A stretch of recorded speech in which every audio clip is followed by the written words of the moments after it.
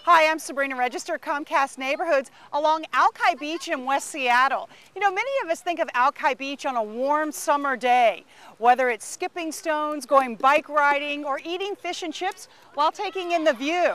But even though the sun has set on our warm weather, it doesn't mean West Seattle shuts down. There's a lot to do and see here through the fall and winter. After all, this is the birthplace of Seattle.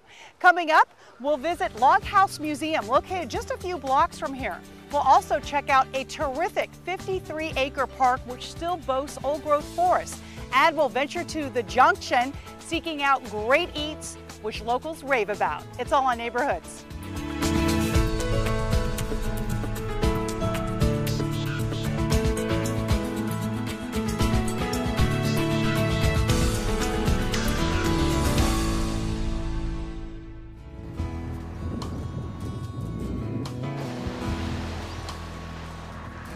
West Seattle is a kaleidoscope of color and motion. Along Alki Beach on any given afternoon, you might find bicyclists rolling along, dog walkers sharing the sidewalk with rollerbladers, kite flyers, and beachcombers armed with pail and shovel. This scenic spot has long beckoned people, dating back to the Denny Party's arrival in 1851.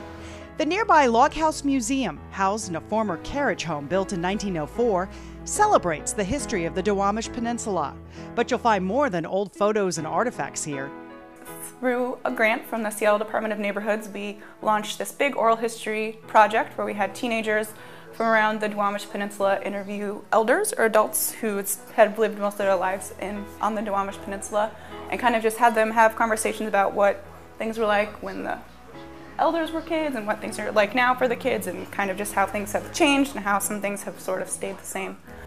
This interactive exhibit, entitled Telling Our West Side Stories, focuses on three themes, starting with land, that is water, parks, transportation, and natural disasters, to be followed in the future by work and home. Another exhibit, West by Water, explores West Seattle's maritime history, including the famous Mosquito Fleet. The Log House Museum is open noon to 4, Thursday through Sunday. West Seattle offers some stunning views, but downtown is kept at a distance. One of the most interesting things about West Seattle is the fact that it's so close to downtown, and yet you can very easily not see downtown, not see, huge urbanization. Case in point, Schmitz Preserve Park. 50 acres of old-growth forest, something pretty rare for an urban landscape. It's really calming in here because you don't really realize when you're walking through here that you're actually in the middle of a neighborhood. You can hear a plane go by and some cars over here and there, but otherwise you can kind of get lost in here and just keep wandering around. Visitors can thank German immigrants Ferdinand and Emma Schmitz, who donated the land in pieces between 1908 to 1912, and a famous family of architects for its design. So the Olmsted brothers, who created Lincoln Park and all these different parks around the city, they were known to kind of change things but keep it in its natural state. So all they did to this park was really add trails and some access roads. The result? A place that just might leave you breathless. So Alki Beach and Schmitz Park are both a must, but what else? We checked with a West Seattleite who has her finger on the pulse of this neighborhood 24/7. How, you ask? By covering breaking news, developments, and features on people and new places, and delivering it to viewers in an online format. It goes back to the roots of how we started, which was the windstorm of late 2006. And even though we were writing the site at that time as sort of a personal site, people started to get the idea that maybe we knew what we were talking about, maybe we were somebody they could rely on for information, and they couldn't find information from various newspapers or TV station sites specifically about West Seattle and how it was being affected. We went out and we did something that was new to us then, which was reporting specifically on that, and that's where it sprung from. But has turned into so much more. This is a place that not only do we have the beauty of the water, but we also have a tremendous amount of wildlife still. It's even one thing that we do on the site a lot. People will send us pictures of birds that turned up in their backyard, or the orcas came by, or there's an otter crossing the street along Alki.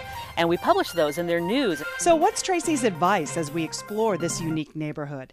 If people do come here, they should go beyond the beach, because once they come up the hill to the West Seattle Junction and other areas like that, they'll find cute restaurants and shops and everything that you would expect to find in a really nice little neighborhood. So to the Junction we go. First stop, a neighborhood institution, Husky Deli. In 1932, my grandfather bought us a grocery store called Edgewood Farms. There was actually like 5 grocery stores in a row on the street here. And he put an ice cream machine in the front window and started making ice cream, made these little ice cream cones he called Huskies. And he sold just a ton of them. And they got picked up by the public school system for their lunch program. And that's actually what got us through the Depression. The name changed in the late 1930s and the deli was added in the 50s, but much has remained the same.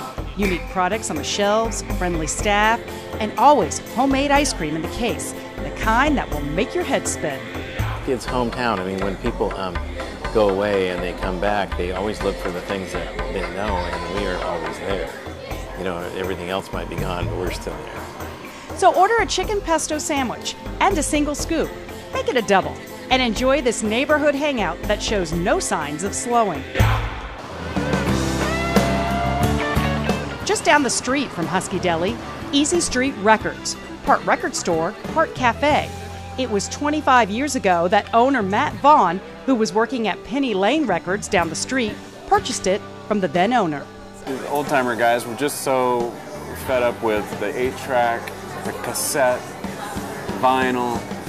So here we were looking at a new format, new configuration, new bins to accommodate for them, and the record labels were pushing this thing because they were making huge margins on them, more than they were on vinyl. Matt says the store was barely making it when the music scene exploded in Seattle. But we had a strong affinity to what was happening regionally at that time, so we were one of a handful of stores, independent stores, that really embraced what was happening in town. There were a lot of stores that didn't, and those stores are no longer. So by embracing our community and the music that was at hand, we were able to succeed and grow gradually. After realizing great coffee, diner food, a beer, and shows in the store might strike the right chord, Vaughn added the cafe in 2000. Another year of note, 2006, when Pearl Jam guitarist Mike McCready engineered the idea to play at the store as a thank you to independent record store owners visiting Seattle. It turned into, you know, let's do a little bit more than just a dinner and drinks and hello. Let's try out some new songs and play some old classics and surprise the hell out of these people. It's no surprise Easy Street has scores of fans who love the food, the music, be it CDs or vinyl, and the feel of this Junction mainstay.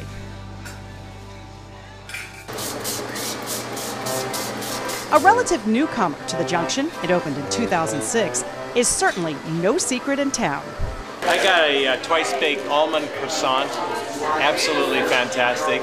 Bakery Nouveau is wall-to-wall with people, even mid-morning, but they'll tell you it's well worth the wait. We're cousins. He came all the way up from California and introduced me to this place, and I didn't know anything about it, and I'm absolutely thrilled. Bakery Nouveau carries on a sweet tradition in West Seattle that was started by Blake's Bakery in the same spot more than 50 years ago. With us being here for almost 6 years, we've heard so many memories from customers that remember coming here as children in the 40s and 50s. So that's pretty special. Also pretty special, the recognition Lehman's received not only from pastry and baguette lovers, but from his own colleagues at a prestigious competition in France earlier this year. Being on the team and being a part of that team and representing the U.S. and going is great, but to win is something else entirely. It was all I could do to not stand up on top of the podium and become a blubbering ball of tears. Twist my arm, and I'm happy to be a not-so-official taste tester. Out of this world.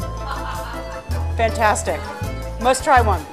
West Seattle shines brightly on the beach, at the Junction, and in many people's hearts. West Seattle is very much our Mayberry Street. It's pretty hard to beat West Seattle. It's a pretty great town. For Neighborhoods, I'm Sabrina Register.